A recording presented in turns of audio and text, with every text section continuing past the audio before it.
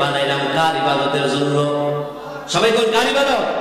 আল্লাহ যে ইবাদত করবেন, এই দুনিয়ার জমিনে আল্লাহর ইবাদত করলে আল্লাহ পাক রব্বুল আলামিন খুশি হয়ে যায়। আল্লাহ আমাদেরকে কয় ওয়াক্ত নামাজ দিয়েছেন? কথা বলেন, কয় ওয়াক্ত? কথা বলেন, কয় ওয়াক্ত? আমরা কি ঠিক মতো 5 ওয়াক্ত নামাজ পড়তে পারি? পারি না। মুসা নবীর জমানায় মুসা নবীর উম্মতদেরকে আল্লাহ 500 বছর হায়াত দিত, 600 বছর হায়াত দিত, তখন তারা 500 বছর আমল করত। আমরা যে 50 বছর পরে স্কুল করে মনে করেন মারা গেছে, এই ব্যক্তিটা হাসরের ময়দানে আল্লাহর দরবারে যখন যাবে, আল্লাহর দরবারে যখন যাবে, এই ব্যক্তির আমল আর আমরার আমল কি সমান হইব? কথা সমান হইব? বন্ধুরে আমার, আমার নবী যখন মেরাজে গেলেন, ওই মেরাজে যাওয়ার পরে আমার নবী ডাক দিয়ে কই, আল্লাহ অন্যান্য নবীদের উম্মতদেরকে 500 বছর হায়াত দিয়েছো, ও আল্লাহ তারা 500 বছর আমল করলেন, আল্লাহ 400 বছর আমল করলেন, আমার উম্মত দুনিয়ার জমিনে 50 বছর বাঁচলেন, 30 বছর আমল করলেন, 400 বছর আমল আর 30 বছর আমল তো এক না আল্লাহ। ও আল্লাহ, আমার উম্মতের কি উপায় হবে? আমার আল্লাহ ডাক দিয়ে কই, বন্ধু তারা যখন নামাজের মধ্যে দাঁড়ায় যায়, তারা যেন মনে করে নামাজের সামনে আমি আল্লাহ আছি।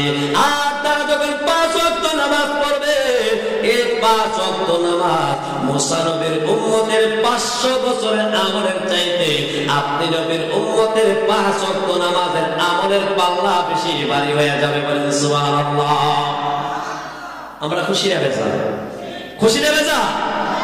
বন্ধুরা আমার, আল্লাহ পাক রব্বুল আলামিন কুরআনুল কারীমের মধ্যে বলেন, কুল্লু মান আলাইহা ফান। আল্লাহ বলেন, যখন ইসরাফিলের সিংহের মধ্যে ফু দিয়া দিবে, আসমান জমিন থরথর করে কাঁপবে।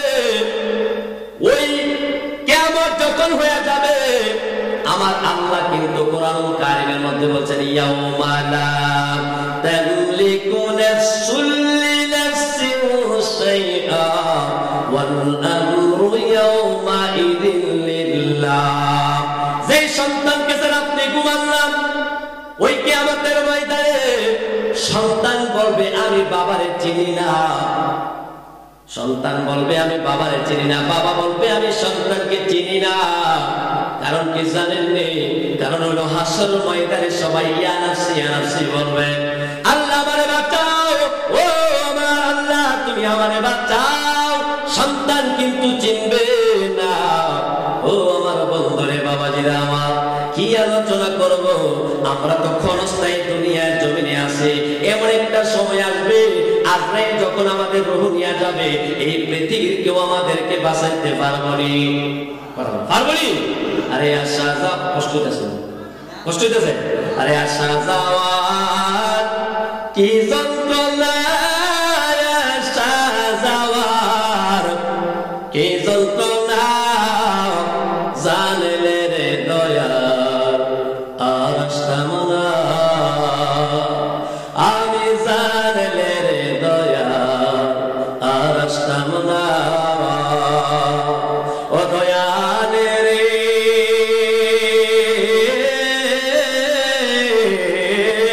ওই পারে প্রেমেরই বাজার পার হয়ে যায় সব দোকানদার। আমি দয়াল পার হইতে পারলাম না।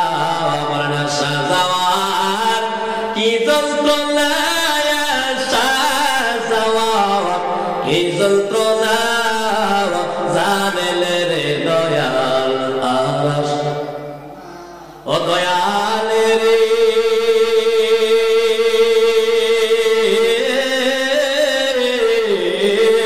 মাকাল ফল তার দেখতে ভালো, ওপর লাল তার ভিতর কালো। আমি দয়া লাগে জানতাম না। অমৃত খায়াবার সে জালাম, অমৃত খায়াবার সে জালাম, আর বিষের জালাম ভাল লাগে না। জানলে রে দয়াল আর। ও ও বন্ধুরে, যে কথাটা আমি বলতেছিলাম, যখন কিয়ামত হয়ে যাবে, ওই কিয়ামতের পরপরই কিন্তু আমার আল্লাহ ওই কিয়ামতের ময়দান যখন কিয়ামতটা সাজাইবেন, কিয়ামত যখন হবে, আসমান জমিন যখন দ্বিখণ্ডিত হয়ে যাবে, আসমান জমিন যখন তোলপাড় হয়ে যাবে, আমার আল্লাহ কিন্তু একদল মানুষদেরকে, সমস্ত মানুষদেরকে উঠাবেন। কেন উঠাবে জানেননি? একটাই মাত্র কারণ, ওই মানুষগুলা উঠাবে। কিছু মানুষদেরকে যখন ফেরেশতারা ডাক দিবে, ও মানুষ, ও আল্লাহর বান্দার কত ঘুমাইবা, ওই লোকগুলা ডাক দিয়ে বলবেন, এ ফেরেশতারা রে, আমরা তো মাত্র ঘুমাইলাম, কেন আমাদেরকে ডাক দাও? ফেরেশতারা বলবে, না না না, তোমাদেরকে উঠাইতেছে কেন জানো? কই কেন? ওই আমার আল্লাহ এই মুহূর্তে বিচার দিবসটা শুরু করে দেবে। ও বন্ধুরে, ওই লোকগুলা বলবে, আমরা তো মাত্র ঘুমাইলাম।